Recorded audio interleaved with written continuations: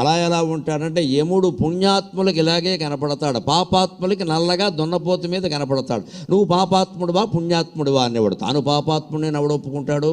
సరిగ్గా గరుడ పురాణంలో ఉన్న విషయం ఉండి యముడు అందరికీ దున్నపోతు మీద ఉండి నల్లగా భయంకరంగా కనపడ్డమ్మా. పాపాత్ములకే అలా కనపడతాడు. పుణ్యాత్ముల కాళ్ళు కడుగుతాడని ఉంది గరుడ పురాణంలో యముడు స్వయంగా.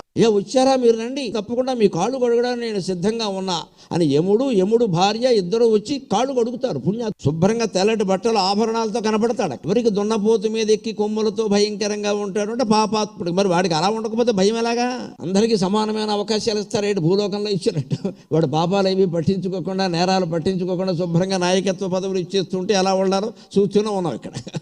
అందుకని అలాంటివి గరుడ పురాణంలో యమధర్మరాజు రాజ్యంలో ఉండవు. పాపి పాపే, పుణ్యుడు పుణ్యుడే. అసలు దర్శనంలోనే తేడా ఉంటుంది. నీకు ఎలా కనపడనే, నీ అసలు పాపాలనే చేసి నీకెందుకు కనపడతాను? ఇలాగే కనపడుతుంది. వాడి పాపమే ఎదుటివాడి రూపంలో వాడిని భయపడుతుంది.